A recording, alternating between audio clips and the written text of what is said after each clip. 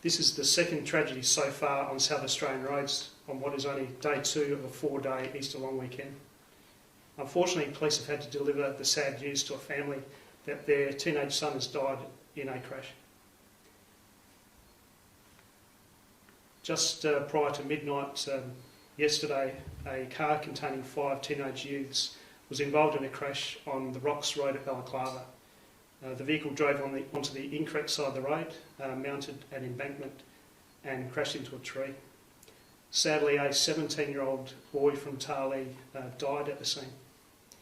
The boy was seated in the rear passenger seat of the vehicle. Unfortunately, this crash occurred due to 2 poor decisions. The first was that the 17-year-old girl chose to drive the vehicle whilst unlicensed and then crashed the car. The second poor decision was that the passenger, who unfortunately died, chose not to wear a seatbelt at the time. This is a case of an untrained driver not being able to drive on an unsealed road. The driver will be interviewed by major crash investigators when they're released from hospital, which we anticipate will be later today. And the driver will be charged with several offences. All of the young people involved in this crash are aged between 14 and 17 years of age, and they come from towns within the mid-north area, and also one of the people is from Evanston Gardens. The state road toll now stands at 32 when compared with 25 for the same time last year. Has anyone got any questions? Was the manner of driving dangerous in itself? Were they skylarking about, hooning around? We're not aware of that. What we do know is that the person was unlicensed, driving on an unsealed road, clearly not experienced in driving on those conditions, and during night time as well. What's the? Can you talk us through the other injuries of the other passengers and the driver? Yes. One of the passengers has got a fractured jaw. The other passengers have got minor injuries. Was alcohol or drugs any play? There's no indication at this time that drugs or alcohol were a contributing factor in this crash. And how about speed? We believe the vehicle was travelling in excess of what it should be, given the conditions. Do you have a rough figure of how fast it was going? We're still trying to determine that. We're gathering statements from the passengers in the vehicle, and we are examining the evidence that's left behind at the scene.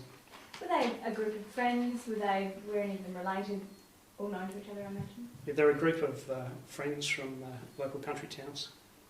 What sort of impact will this have on the mid-north community? It's a fairly sort of, everyone knows each other up there. Well, first of all, it's devastating for the South Australian community, particularly during Easter, which is a time of celebration, and now it's a time of tragedy for several families. It's tragic for those members of the country towns who knew these young people. What does it mean for police? You know, she wasn't licensed, he wasn't wearing a seatbelt. I mean, you see this a lot, but I mean, it just must frustrate you. I suppose we need to get this in perspective. The majority of South Australian motorists do the right thing. This is an occasion where 2 people haven't done the right thing. We just need to get it in perspective. Is it just a recipe for disaster, really? Just no licence, no... Yes, it's just unsafe behaviour by young people who were not thinking about the consequences. Everyone else is wearing a seatbelt, was it? We're yet to determine that. Because there's a big difference between, you know, a fatality compared to minor injuries for everybody else. So this guy was just in the unlucky seat.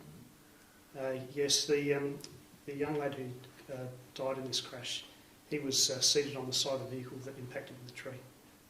What is it about Easter that makes it such a dangerous time on the roads? Quite clearly it's the elevated level of traffic on the country roads. People wanting to get to their destination in a hurry, and no doubt will experience the same level of traffic volume on Monday when people try and return to the city or their home location.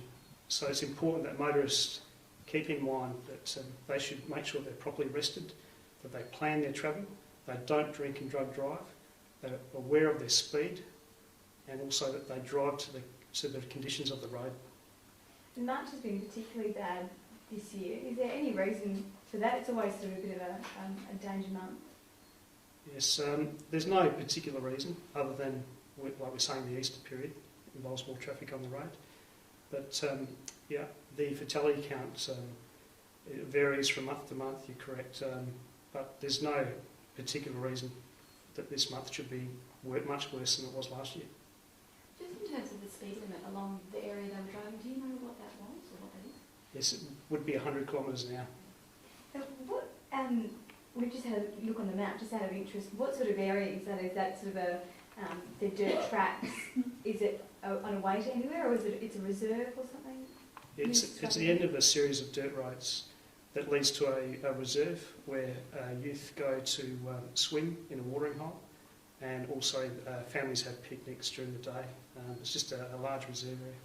So it's like a hangout spot for teenagers in the area? Yes, overnight by the sound of it.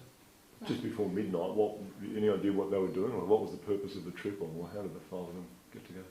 Yeah, not aware. I think it's more a case of a group of friends have got together and have gone for a drive, unfortunately. Whose car was it? At this time, we believe it belongs to the family of the driver. Did they allow their daughter to drive that car, you think, or she took it? Or? Yeah, we're still making that inquiry at the moment. Thank you. What about the remoteness of the, like, how was it found? Is it somebody called it in, or what was the circumstances of how it was? Yeah, I don't have that information with me.